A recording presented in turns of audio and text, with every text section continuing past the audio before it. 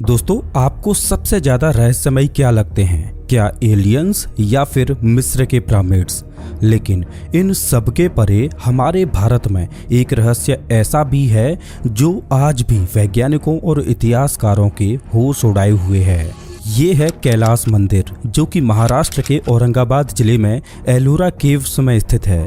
कैलाश मंदिर अपने आप में इतने रहस्य समेटे हुए है कि कई लोग तो ये तक मानते हैं कि इस मंदिर को इंसानों ने नहीं बल्कि खुद एलियंस ने बनाया था।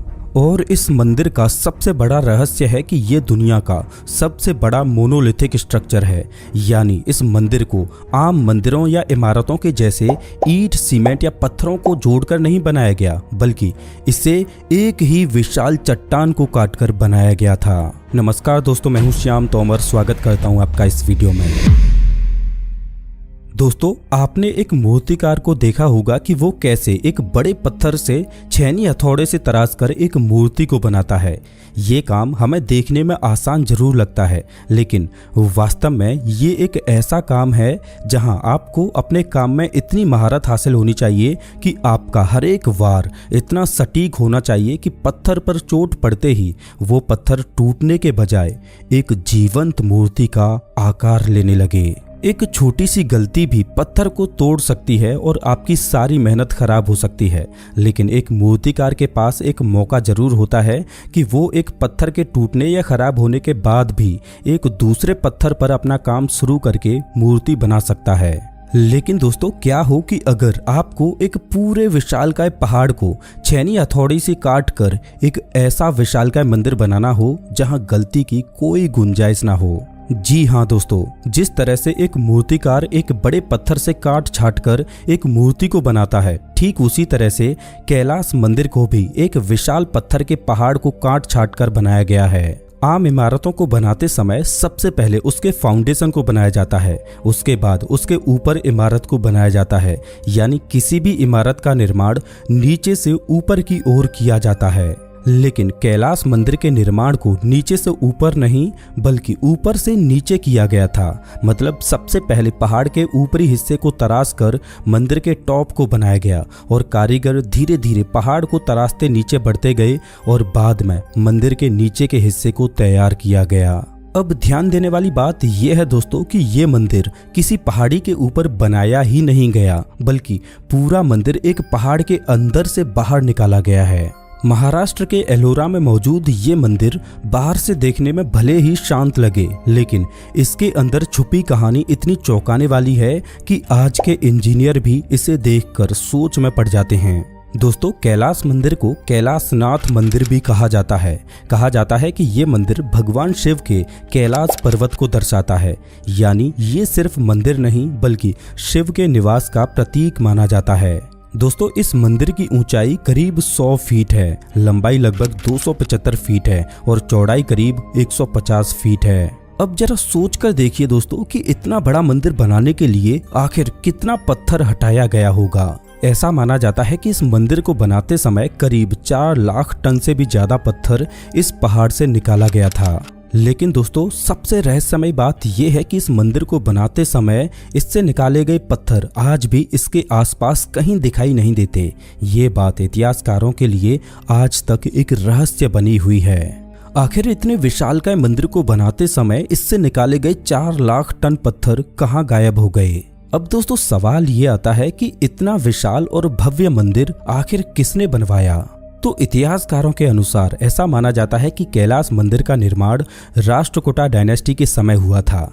ऐसा माना जाता है कि इसे राजा कृष्णा प्रथम ने 8वीं शताब्दी के आसपास बनवाया था। लेकिन दोस्तों, इस मंदिर से जुड़ा कोई ठोस शिलालेख नहीं मिलता जिसमें साफ साफ लिखा हो कि हाँ, ये मंदिर इसी साल बना था। दोस्तों, कुछ इतिहासकार कहते हैं कि इस मंदिर को बनाने में करीब 150 साल लगे थे, तो कुछ का मानना है कि ये काम सिर्फ 20 से 25 सालों में ही पूरा कर लिया गया था। अब जरा सोच कर देखिए कि अगर 4 लाख टन पत्थर हटाया गया हो और वो भी हाथों से, तो 20 से 25 सालों में ये कैसे मुमकिन हो सकता है? दोस्तों अगर आज की तकनीक से भी ऐसा मंदिर बनाया जाए तो उसमें भी दशकों लग सकते हैं। यही वजह है कि कई लोग मानते हैं कि उस समय के कारीगर साधारण नहीं थे, उनके पास बहुत ही उन्नत ज्ञान और अनुभव था। दोस्तों इस मंदिर को बनवाने के पीछे एक अनोखी कहानी है कि आखिर इस मंदिर को राजा कृष्ण प्रथम ने क्यों बनवाया था। कहानी ये है कि राजा की रानी किसी गंभीर बीमारी से पीड़ित थी। रानी ने मन्नत मांगी कि अगर वो ठीक हो गई तो भगवान शिव के लिए एक भव्य मंदिर बनवाया जाएगा। कहा जाता है कि रानी ठीक हो गई और फिर राजा ने इस असंभव लगने वाले मंदिर के निर्माण का आदेश दे दिया। लेकिन दोस्तों इस मंदिर को देखने के बाद आपके मन में एक सवाल जरूर आएगा कि क्या ये काम वाकई में सिर्फ इंसानी ताकत से हुआ था या फिर कुछ ऐसा था जिसे आज हम भूल चुके हैं। दोस्तों चलिए अब मंदिर के अंदर चलते हैं, क्योंकि असली हैरानी तो मंदिर के अंदर छुपी है। दोस्तों कैलाश मंदिर सिर्फ आकार में ही बड़ा नहीं है, बल्कि इसकी नक्काशी और डिजाइन आज भी लोगों को चुप करा देती है। इस मंदिर के चारों तरफ आपको पत्थर के विशाल हाथी दिखाई देते हैं, जिनको देखकर ऐसा लगता है मानो ये हाथी पूरे मंदिर का वजन अपने कंधों पर उठाए हुए हैं। अब दोस्तों सोचकर देखिए कि इन हाथियों को यहाँ अलग से जोड़कर नहीं लगाया गया है, बल्कि ये भी उसी एक ही चट्टान का हिस्सा है जिससे पूरा मंदिर बनाया गया है। अगर जरा सी भी गलती होती तो हाथी टूट जाता, लेकिन यहाँ सब कुछ परफेक्ट है। दोस्तों मंदिर की दीवारों पर आपको रामायण और महाभारत के पूरे दृश्य दिखाई देते हैं, जैसे राम का वनवास, रावण का वध, महाभारत का युद्ध, कृष्ण का गीता उपदेश। सब कुछ पत्थर में ऐसे उकेरा गया है जैसे कोई कहानी चल रही हो। दोस्तों इन मूर्तियों की सबसे हैरान करने वाली बात यह है कि इनके चेहरे के भाव साफ नजर आते हैं, जैसे गुस्सा, दुख, खुशी, डर, सब कुछ। अब दोस्तों सवाल ये आता है कि क्या सिर्फ छेनी हथौड़ी से इतनी बारीक भावनाएं पत्थर में उतारी जा सकती हैं? दोस्तों मंदिर के अंदर मुख्य गर्भगृह है, जहां भगवान शिव का लिंग स्थापित है। इसके चारों ओर खंबे हैं, छोटे छोटे मंडप हैं और हर जगह अलग अलग डिजाइन है। और हैरानी की बात यह है कि कोई भी दो हिस्से पूरी तरह एक जैसे नहीं हैं। दोस्तों आज के समय में भी अगर कोई आर्किटेक्ट ऐसा डिजाइन बनाना चाहे तो वो पहले कंप्यूटर मॉडल बनाएगा, फिर 3D प्लान तैयार करेगा। लेकिन उस समय में ना कागज पर कोई प्लान था, ना कंप्यूटर मॉडल था, ना कोई लेजर मशीन थी। लेकिन फिर भी हर माप इतना सटीक है कि कहीं भी असंतुलन महसूस ही नहीं होता। कुछ एक्सपर्ट्स मानते हैं कि पहले ही पूरे मंदिर का पूरा डिजाइन दिमाग में ही तैयार किया गया होगा, क्योंकि ऊपर से नीचे काटते वक्त पीछे लौटने की कोई गुंजाइश ही नहीं थी। सिर्फ एक गलत कट और सालों की मेहनत एक पल में बर्बाद हो सकती थी। यही वजह है दोस्तों कि कई लोग कहते हैं कि ये मंदिर सिर्फ पत्थर से नहीं बल्कि असाधारण आत्मविश्वास और अद्भुत ज्ञान से बना है। दोस्तों अब सवाल ये आता है कि इतना विशाल मंदिर एक ही चट्टान से निकला हुआ, बिना किसी गलती के, बिना आधुनिक मशीनों के, क्या ये सब कारनामा इंसानों ने ही किया था? कुछ इतिहासकार कहते हैं कि हाँ, ये मंदिर इंसानों ने ही बनाया था, बस उस दौर के कारीगर आज से कहीं ज्यादा हुनरमंद थे। लेकिन दोस्तों हर कोई इस बात से सहमत नहीं है, क्योंकि दोस्तों अगर 4 लाख टन पत्थर निकाला गया तो उसे कहाँ ले जाया गया? इतने बड़े पैमाने पर मजदूरों के रहने, खाने और औजारों की व्यवस्था कैसे हुई? और सबसे बड़ी बात, इतनी सटीक योजना कैसे बनाई गई? कुछ लोगों का मानना है कि उस समय कोई ऐसी तकनीक थी जो आज खो चुकी है, जैसे पत्थर को नरम करने की कोई विधि, या फिर ऐसे औजार जो अब हमारे पास नहीं हैं। कुछ लोग तो और भी आगे चले जाते हैं। उनका कहना है कि शायद उस समय मानव सभ्यता आज से कहीं ज्यादा उन्नत थी, लेकिन किसी बड़ी आपदा के बाद वो ज्ञान नष्ट हो गया।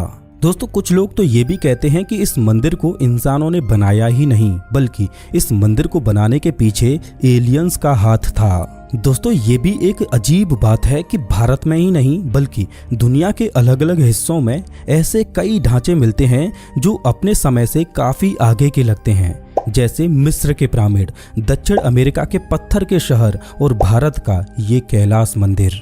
और सभी जगह एक जैसी बातें सामने आती हैं, भारी पत्थर, बिल्कुल सटीक कट और अद्भुत संतुलन।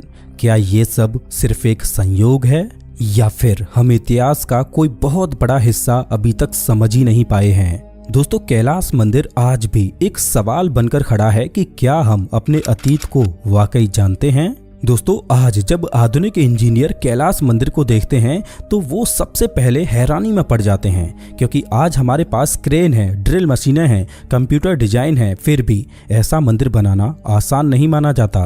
आज ये मंदिर यूनेस्को द्वारा संरक्षित एलोरा केव्स का हिस्सा है। दुनिया भर से लोग इसे देखने आते हैं और इसे देखते ही उनके मुंह से सिर्फ एक ही बात निकलती है कि ये सिर्फ मंदिर नहीं बल्कि एक चमत्कार है। दोस्तों कैलाश मंदिर हमें ये याद दिलाता है कि हम अपने पुराने लोगों को अक्सर कम आंक लेते हैं। हम सोचते हैं कि पहले के लोग बस साधारण थे,